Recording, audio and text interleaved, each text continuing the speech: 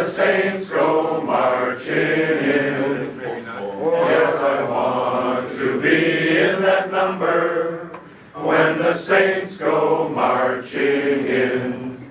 And when the sun begins to shine, and when the sun begins to shine, yes, I want to be in that number when the sun begins to shine. Oh, when we meet at Rotary, oh, when we meet at Rotary, yes, I want to be in that number when we meet at Rotary. And number 9, God Bless America. God bless America, land that I love. Stand beside her and guide her through the night with the light from above.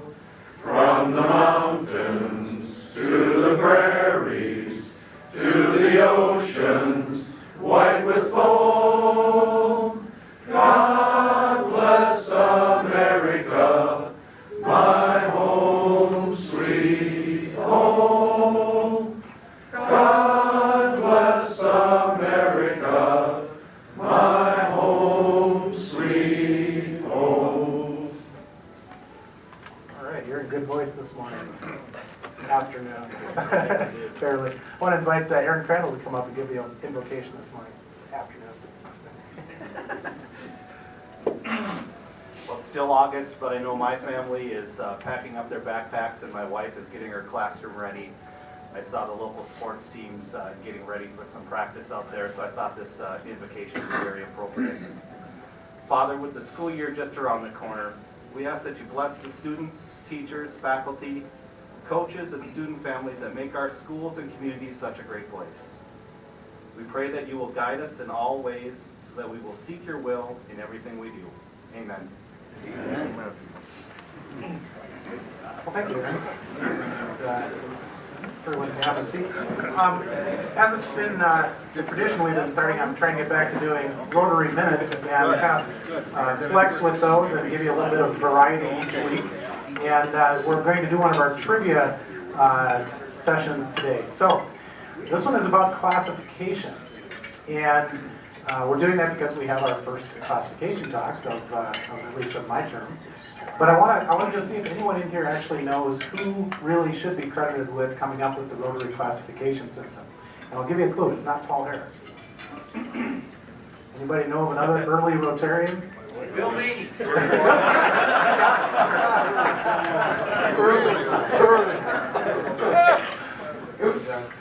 And actually, I mean, it's a little bit of a trick question. I mean, it was certainly the vision of Paul Harris to diversify and have a variety of classifications.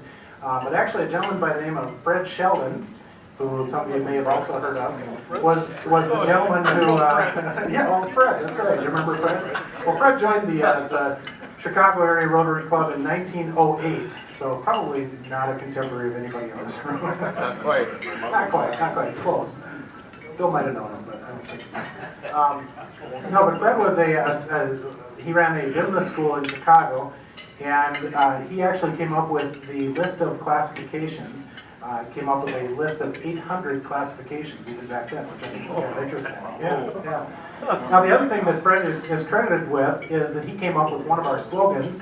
Anybody want to venture a guess as to which slogan he came up with? Not service above self, but you're close. It was originally, he profits most who serves the best. Now they've changed that to be more gender correct, and it's they profit most who serve best.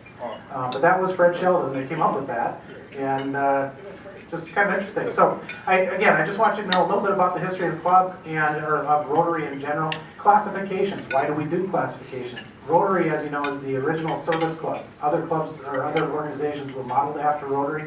Part of the vision was to keep us as diversified as possible. So we have, by definition, different classifications in Rotary. And so today we have the privilege of hearing from two of the people. Later on, you're going to hear from John Bestian and Mark Henry. Is Mark here? I didn't see Mark. There he is. There he is. So we're going to get a chance to hear from those two gentlemen. And it is part of what makes, for me, what makes Rotary fun, is to have folks from different businesses and professions and classifications. So now you know a little bit more about classifications and who came up with it. Next, I want to do my thanks, the thanks of the week. We had a great effort to get some additional raffle tickets sold. That was spearheaded originally by John Bodette. Is John here today? I didn't see John. Okay. He's at where? He's on vacation. Oh, okay. But John mentioned or suggested last week, actually after the meeting, that maybe we should try to get the vehicle out to the Pantowners Car Show out of the Benton Fairgrounds. And in just a matter of days, pulled that all together. Christy Gilliland was great at getting our car over there, helping with that. Bruce Watkins actually picked up the car and brought it over there. And we had, let's see, all together, John Bodette, Bruce Watkins, Steve Jewell, Julie Leopold, Julie Whitney, Jackie Bach, Tony Goddard, and Dan Whitlock were out at the fairgrounds selling tickets, and I guess they sold a lot of tickets. So good for them. Let's give them a round of applause.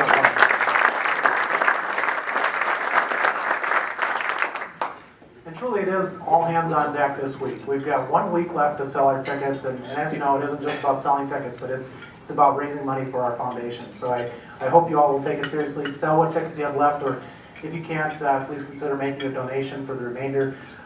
Or you can either make a donation or buy your tickets. If you buy the tickets, then it's not a donation. You've heard that before. But we really hope we can get 100% participation supporting our foundation. So with that, our greeter today was Jim Schlenner.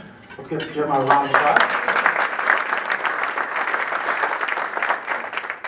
And Jim, did we have any visiting Rotarians today? We did not, Mr. President. All right, thanks, Jim. Oh, wait a Mr. minute. Past President. Oh, do we? Oh, yeah. Okay, Warren is a visiting Rotarian from the Sanibel Club in Florida. Welcome. How about other guests of Rotarians? I'll start over here at the table by the wall here. Any guests over here? Just kind of making my way around. Raise your hand if you have guests with you. Yeah, back there, Raleigh, I see. Member in transition, Tom Olson, Associate General Manager, St. Cloud Country Club. Okay.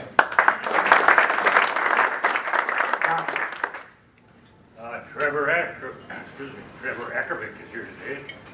Trevor has been approved for membership. He's just starting his 5 of 8, and he is a manager at Markle. Great.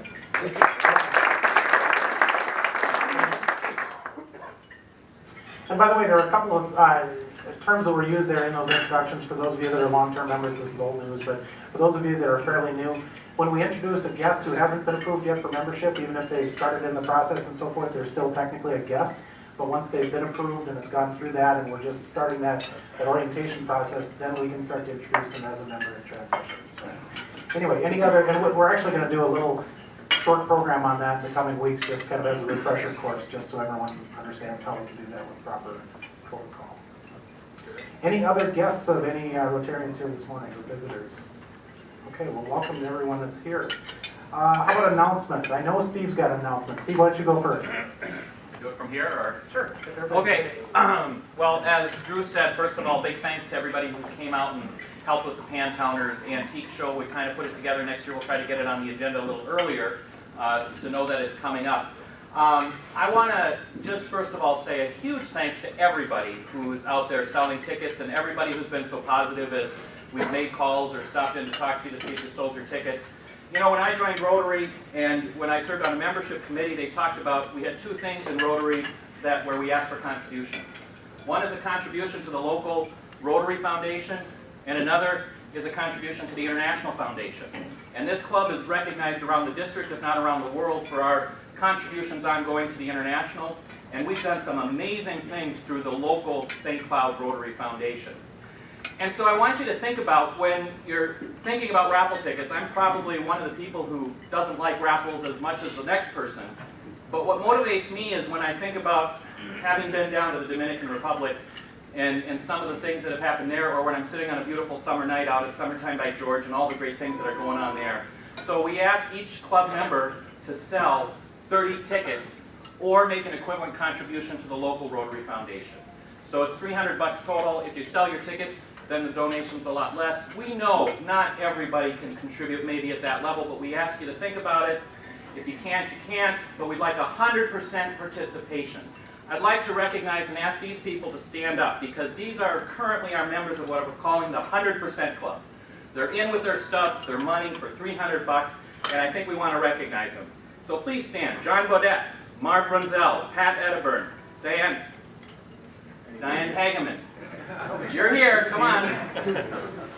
Brad Hansen, Josh Hirschfeld, Bill Mahney, Gary Marsden, Glenn Midthun, Lee Monk, Sandy Knightsling, Marv Soldner, Greg Tice, Dave Tripp, Joan Vincent, Dan Whitlock, Diane Kroska, Kristen Rostein, George Torrey, Mark Henry, Tim Wensman, Dave Craigie, Julie Leopold, Mark Mathias, Cindy Hawker, Chris Wolver, Steve Laraway, and Bruce Watkins. If I missed them, I apologize, but let's give them credit right now.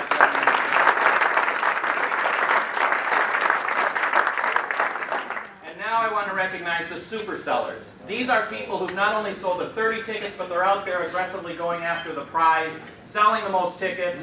Please, let's recognize Gary Marsden, Glenn Midthun, Dave Tripp, and a new entrant, Diane Hageman.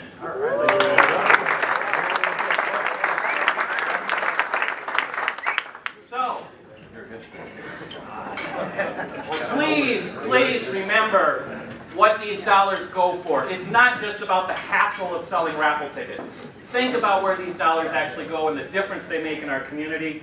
Next week is the last week. Turn in your tickets, turn in your stubs. If you get a friendly reminder from a board member, please don't take it as an attack or anything. We're just the messengers, and we're trying to do this for the club. And we also would like some people next week, when we do the drawing, I would like some, what I would call lieutenants, helping really sell throughout the crowd the last night. We sell a lot of tickets the last night. So I would really like a list of like 10 Rotarians who would be there that night to just help with selling raffle tickets. Now there's some volunteers here who would like to be a part of that crew. Troy, we got one. Steve. Tim, Tony. Okay. My husband. Your husband. All right, I'm going to send an email out about that. Respond via email to me so that you are committed to be one of those lieutenants, and we will make this a successful raffle. So thank you all for all your work. Thank you, Steve. And thanks too to Steve especially for taking over this process, and he's just done a fabulous job. It is a burden. I'm sure that you realize that it is a burden on everybody that's involved. It's a burden on you, I know, to sell the tickets as well. But like Steve was emphasizing, it really is for the good with so much that's done through our foundation. This is, you know, one of those things kind of like taking your medicine. I don't know, it's not always, it doesn't taste the greatest, but we know it's for good, and we just hope you'll participate, and we really need everybody to participate. If we have everybody in this club selling all of their tickets or making an equivalent donation, we will make money on this raffle. Right now we aren't at that money, or at that amount, so theoretically if we stop today, we'd be digging into our savings to pay for the car, which is obviously not what we want to do. So we need all hands on deck. Selling is not my favorite thing to do either, but it's really for a good cause. Please just keep that in mind.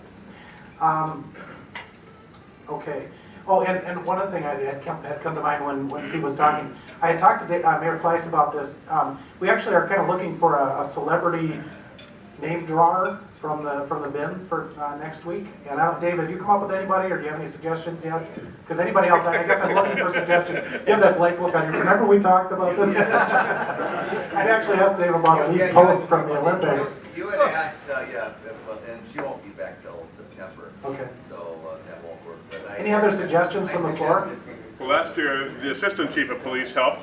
I thought it was better if he drew my name than if I did. No. So maybe the new chief of police wants to do it. Actually, that was what Steve and I were talking about. So yeah, we could. Great. Either that or he'll bust you for illegal. The mayor? All your permits in? Yeah. And I'll confess, I actually won't be there next Wednesday night, so I'm hoping for a good report. I'm hoping it goes well. By the way, if you're wondering the reason for the 5 o'clock shadow, I'm going fly fishing in Montana next week, and I thought I'd better get a little Montana look while I'm going out there. So it isn't that I forgot to shave this morning. Anyway, but I won't be there next week, so I'm hoping it goes well. Please sell those tickets. We want to make it a success. So thanks again for all your efforts so far. All right, we've laid on that long enough. Diane, do we have other SVG kinds of announcements?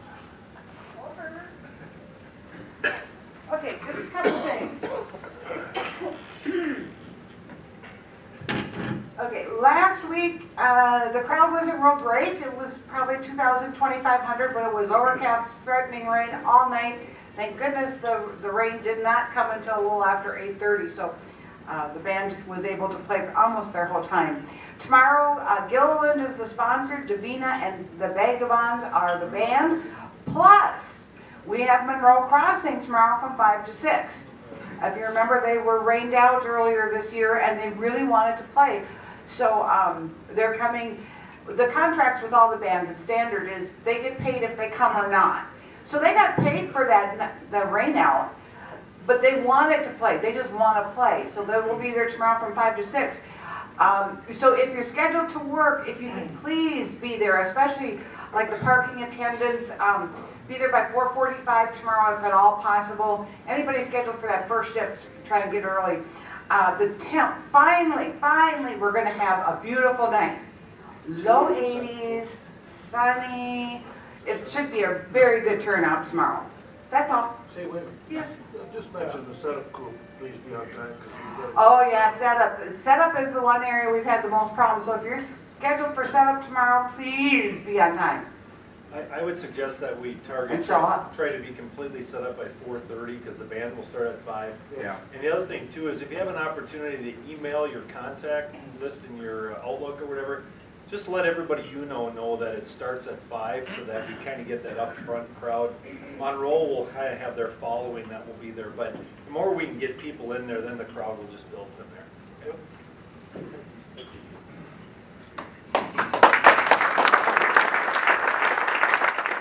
Thanks, Diane, and thanks again for everybody that helps to coordinate that. I know it gets late in the summer, we tend to forget maybe, or at least I do, which nights we're actually volunteering on. So just so that we're sure, would you raise your hand if you know that you're doing setup tomorrow, if you're scheduled to do setup?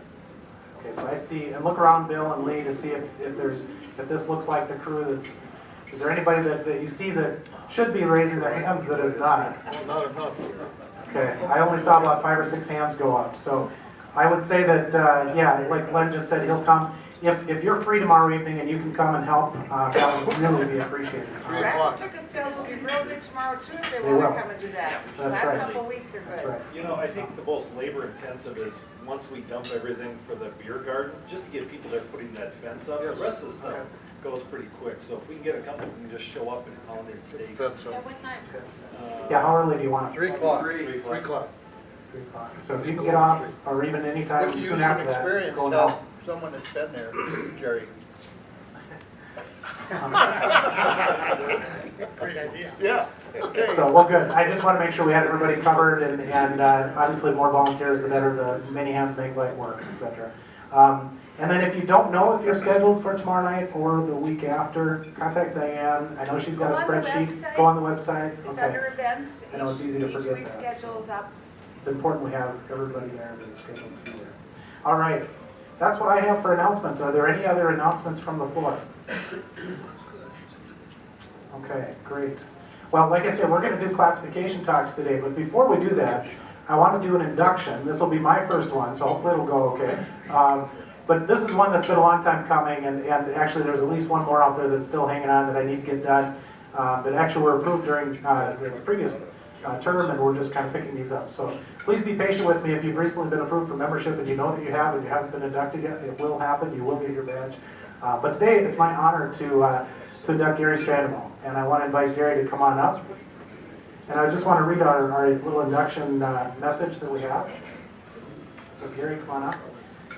Gary, it is my pleasure on behalf of the Board of Directors and members of this Rotary Club to welcome you as a member.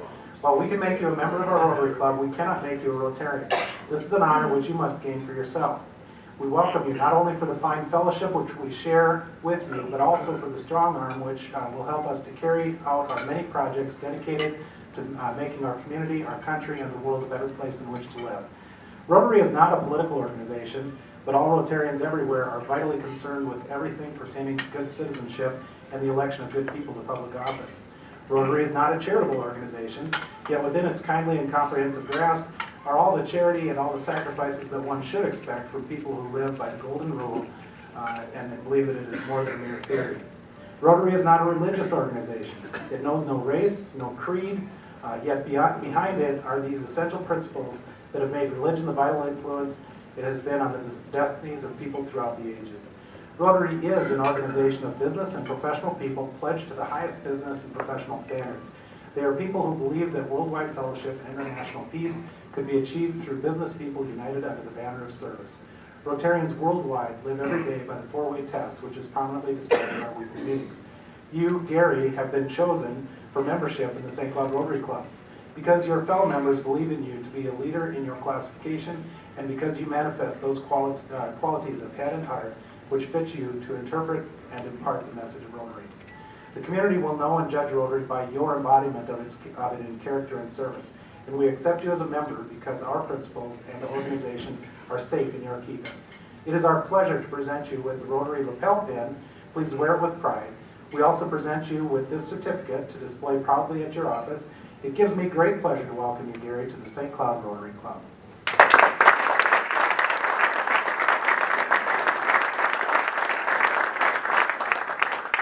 And Gary's going to share a few words about himself. Thank you, President Drew. Well, to me, Rotary, being in Rotary is part of giving back, and I'll tell you why. I grew up in Kenyon, Minnesota, which is a small town in the southeastern part of the state. Most recently famous as being the home of the most recently deposed preacher from the University of Minnesota. I won't say the name. But when I got into college, I got a good scholarship, but we had really no money at all. And for me to get out to the East Coast, I had to hitch a ride on an egg truck that carried eggs from our town out to the docks in Jersey City. So I got out there, threw my bag and my suitcase in the truck, found my way up to Penn Station and then to Boston and eventually up to Harvard Yard. Went on to medical school at Minnesota. Fast forward to 1972. At that time, we had one discretionary quarter that we could use however we wanted to. And Barb and I had heard of some other students who had gone to Peru, and we thought that would be something we'd like to do. We didn't have very much money to do it, so guess who came through for us? Rotary. And I don't remember how big the grant was, but we had enough money to put us over the top and allow us to do the trip. When we were in Cusco, where we were based this whole time, we went to a Rotary meeting, and this was in an old colonial building with dark paneled walls, and these guys in three-piece suits, the cream of the cream, were sitting around in these stuffed chairs smoking on cigars, and we came in and made a small presentation, but totally different than what we see here. I went on to do 1 year in California, 6 years in the Indian Health Service, 3 of those at Leech Lake and 3 in Minneapolis, and then 33 years in St. Cloud at Health Partners, where I just retired from my primary care practice a few months ago.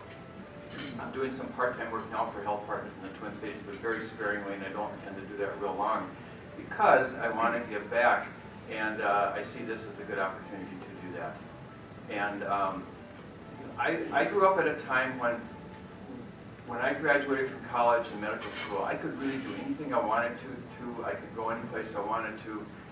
Other than Vietnam, there was low barriers. Fortunately, I had a high draft number, so I didn't have to deal with that.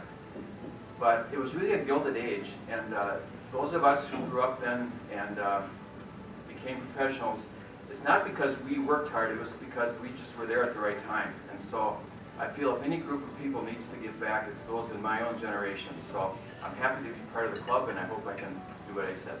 Thanks.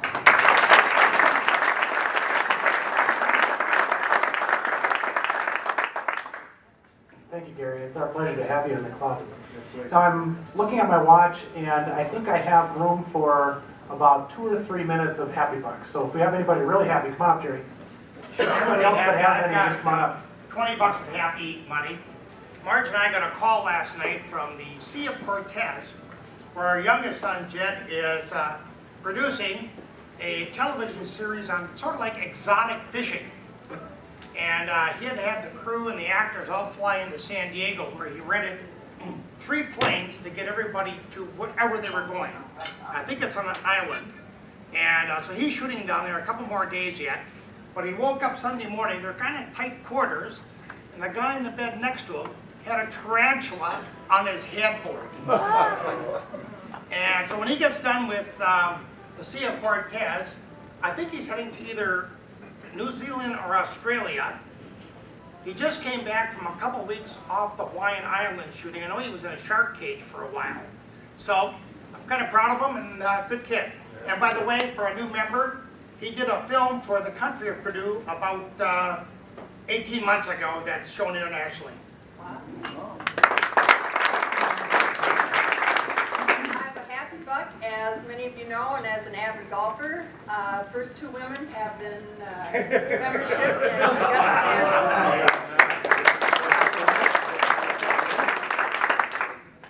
I have 5 happy bucks after a little over 43 years. I'm going to retire from the little French company, Jacques Penny. My last day will be September 1st. So, 43 wonderful years.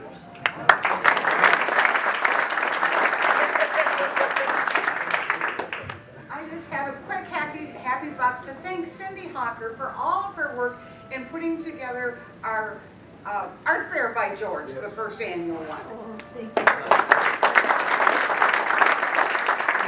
I have 2 happy bucks. The first one is to welcome Gary Strandemo. I've been talking with Gary about joining Rotary for quite a while, and he has proven to be already just such a great volunteer and has really gotten active. So welcome to the club, Gary. The second is for my survival of a little escapade yesterday. I was taking down an old shed, or a shed next door, to move it.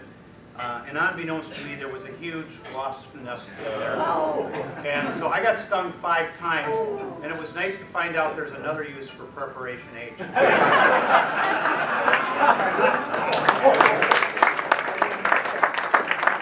sure how I follow that one, but I do have 2 happy bucks. One, last week I missed because I was delivering my son to the airport to spend a semester in Rome and Greece. He's a junior at St. John's. I keep telling him he's a lucky, lucky, lucky boy. So he's, I think, in Prague as we speak. They're doing a little pre-traveling. So, and then the second one is, and there's a story running today on WJON. We are opening some beautiful new housing for our seniors at St. Ben's, some townhomes. And the ones that have moved in love it, 124 units, and it doesn't really look a whole lot like what I lived in when I was a senior in college. Beautiful.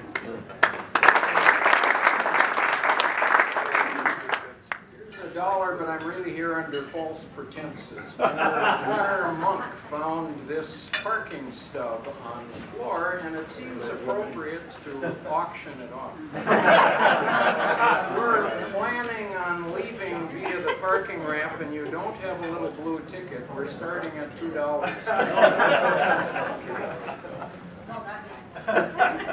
No? No one wants this?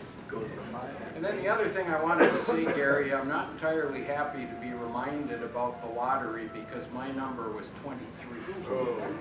328. All right, thanks everybody. Okay, I don't want to take any more time other than to just let you know I was hoping Craig was not going to be leaving because this is actually his last Rotary meeting, is my understanding. So if not this week, maybe he'll still be here next week. But he's not only retiring from JCPenney, but he's moving out to Utah. So I tried to encourage him to stay as a retired member, but he's heading out west. So maybe he'll be back for a while. But if you get a chance to see Craig, be sure to wish him well and so forth. I also, by the way, dropped a hint that whoever is his replacement at Penny's, we want them too. It's kind of a good tradition that we have. So anyway, with that, I want to invite John Bestian to come up and tell us a little bit about himself and his classification.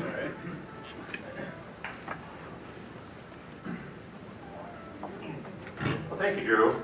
I got a call yesterday from Jill saying, I need somebody to do a classification talk. And he responded. I was happy to do it. It's been a while since I've been up here and talked about myself. Little background on myself. I'm married to Jamie, and for 23 years as of June 23rd. And we have son Stephen, who graduated from Cathedral last year and is going on to St. Thomas next year. A little hard for next Johnny to admit that. But, and by the way, Gary Strandemo was Jamie's doctor when Stephen was born. Great guy, and happy to see him in the club. Welcome, Gary.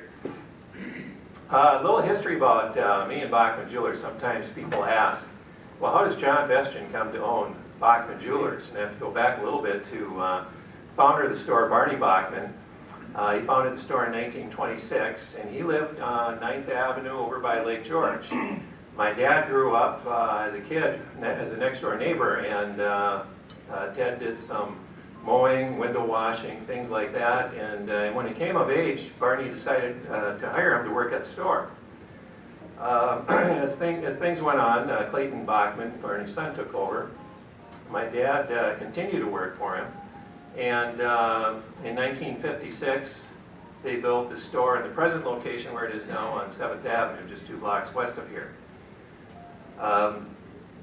He was still their watchmaker and goldsmith, and eventually Clayton sold the store to my father in 1972, which is about the time that I started working part-time when I was in high school. And we kind of talked about it at the time about changing the name, and we talked several times over the years, and ultimately decided we just leave it as Bachman Jewelers. As time went on, I eventually bought the store for my father in 1994, and it's been nothing but great memories. I had a great teacher in my father. He was always very patient with me, and a great mentor. Some of the highlights in my business career would have to include the 2 trips that I took to South Africa. My first one was in 2001, and I would have to say that's probably one of my favorite trips I took anywhere. Excuse me. Wrestling with some allergies here. When I told my wife, Jamie, we're going to be heading to South Africa, she looked at me and said, "Is this going to be expensive, or can we take a real vacation too?" I said, "No, this is going to be the one." But it was really, for a guy like me, it was a fabulous trip. I was able to go down into the diamond mines in Kimberley. We went into the Bultfontein mine. And South Africa has historically produced some of the most important, some of the most famous diamonds in the world. For instance, I have a replica here of the largest diamond ever found.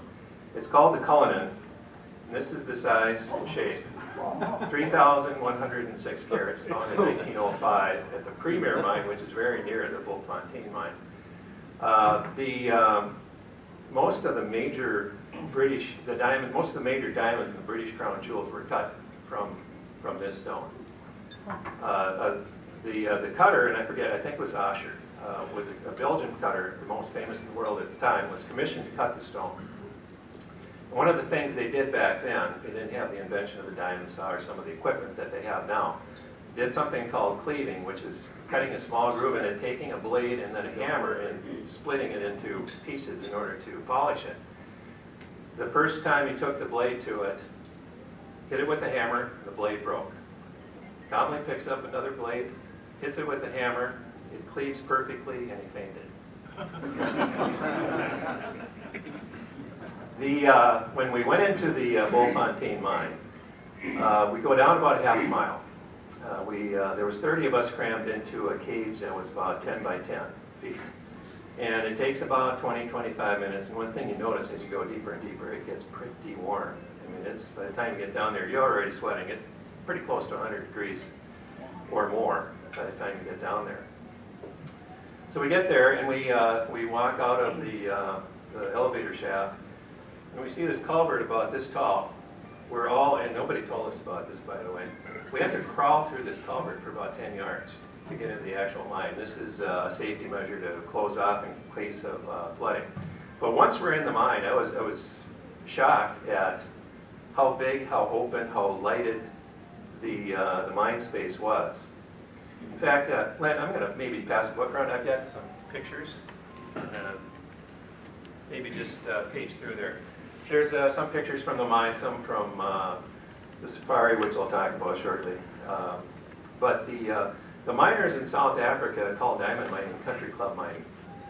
The reason is it's much safer, it's easier, they have better equipment, it's not nearly as dangerous as, say, the platinum and gold mine. So and they're also better paid than most any other job in South Africa. So they were all quite happy to be there. The highlight of the trip, and I also got to go into one of the cutting factories that I deal with in Johannesburg, and they set up a diamond for me so I could actually polish a facet. That was kind of fun. I was able to do that. It takes an apprentice, a diamond cutting apprentice, 10 years to train with a master before he can actually is allowed to cut a diamond on his own.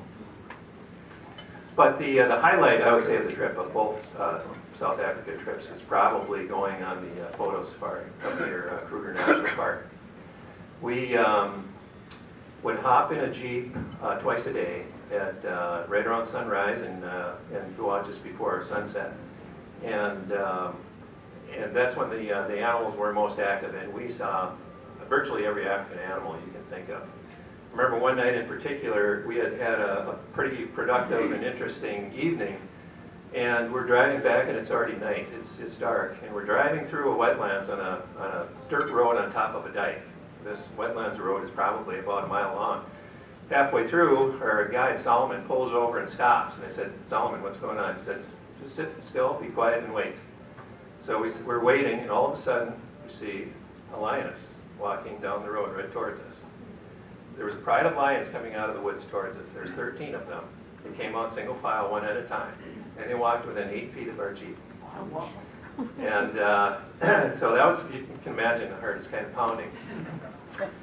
But not so much until I watched the last male lion. Now the lionesses are in the front because they do all the hard work. They do all the hunting and killing. And the males move in and take all the parts.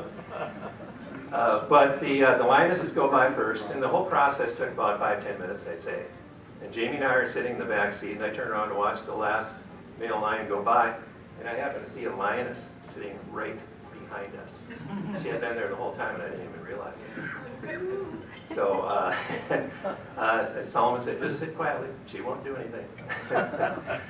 But that was, I think, probably one of the few times I actually felt any real fear of being in danger or trouble there.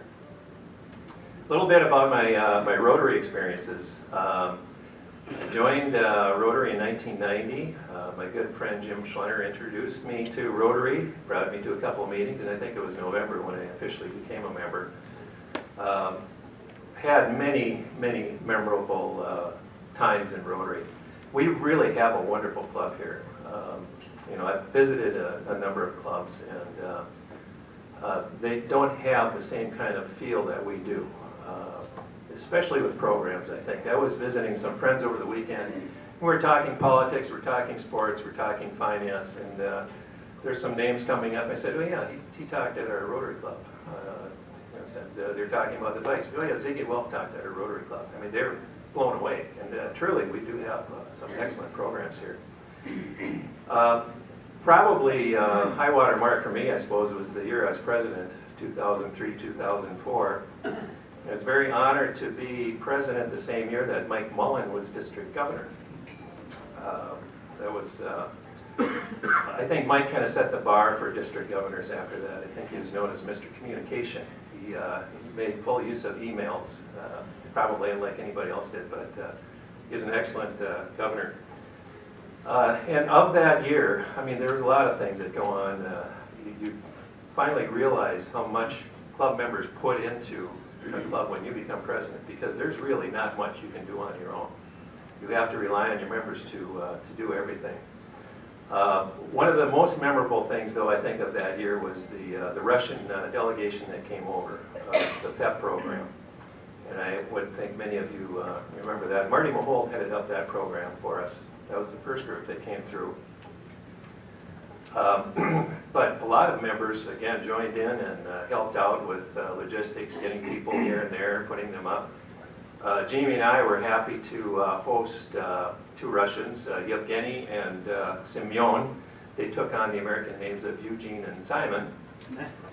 Simon was very fluent, very funny guy, terrific sense of humor. He begged to go to Barnes & Noble so he could buy Calvin and Hobbes comic books. He was a huge fan. So he bought every comic book that they had, one of the big ones. And we sat home that night, Stephen, Simon and I, looking through these comic books, sharing some of our favorite stories. Eugene really didn't know any English, but Simon was a translator. And my mom had met met the two guys.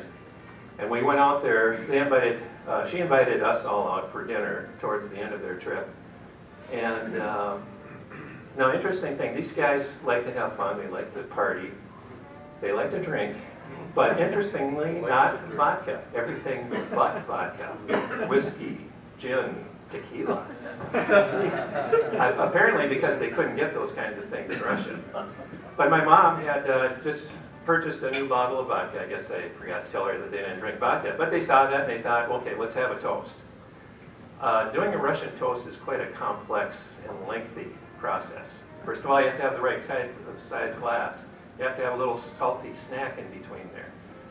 And then you have these lengthy toasts. While they're trading toasts back and forth, pretty soon that whole bottle is gone. Before supper. So we sat down for dinner, we're drinking wine, and Yevgeny wants to propose a toast to my mom. And Semyon, who's doing the translation, says, "Niet, niet, niet." And I'm wondering, okay, what's going on here? Finally says, okay, I will do this translation, but it is not my words. So he starts by saying what a wonderful woman my mother is, wonderful sons, wonderful home, she's a wonderful cook, and you have enchanted me. It is your eyes, your figure. At this, my son Stephen, who was 9 at the time, stands up. He's talking about my grandma. He walks over behind her, puts his hands on her shoulder, and glares at Eugene the rest of the class. So afterwards, we had some beer on the deck. It was a beautiful night. We drove home, and they sang at the top of their lungs Russian marching songs. But it really was a fabulous time, one of many that I've had in Rotary, and I'm happy and pleased to be a Rotarian. Thank you.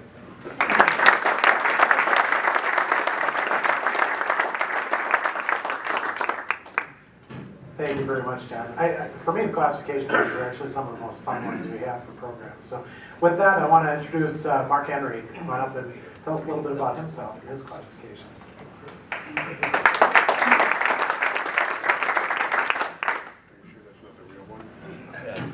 John, I can't follow that. I don't drink vodka very often. I'm never in a rush. But I did follow and answer the same phone call you got from Joe. And we're happy to be here.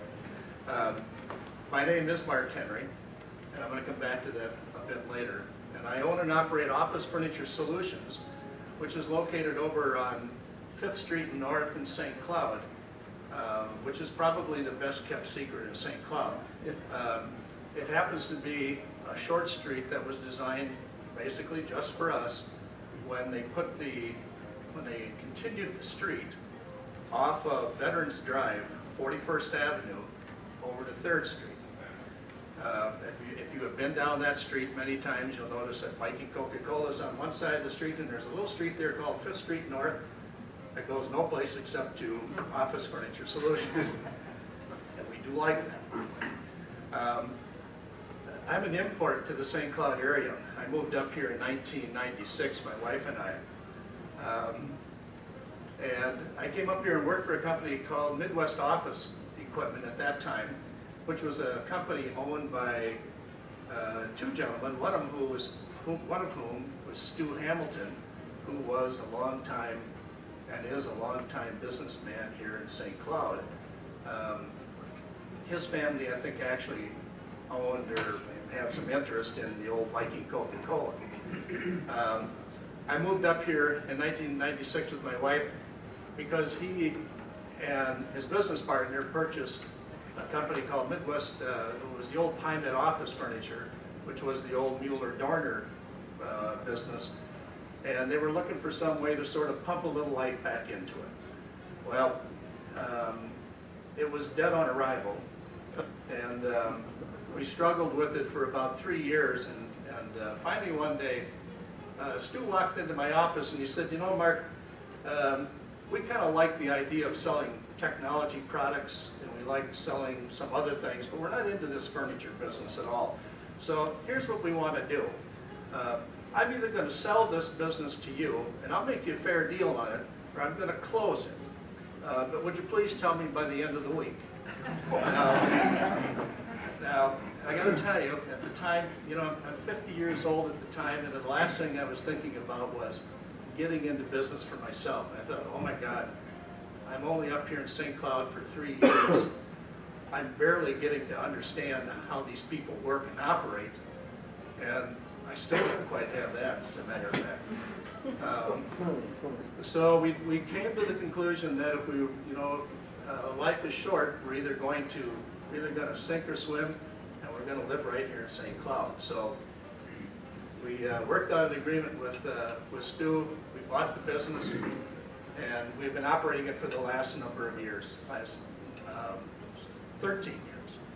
So, and one of the things that we had decided to do early on as a office furniture company is we chose to work in the field of new and used. But we wanted to put more of a focus on the used because the one thing I did find out about the folks here in St. Cloud is they understand how to pinch a penny, and they're always looking for a good deal.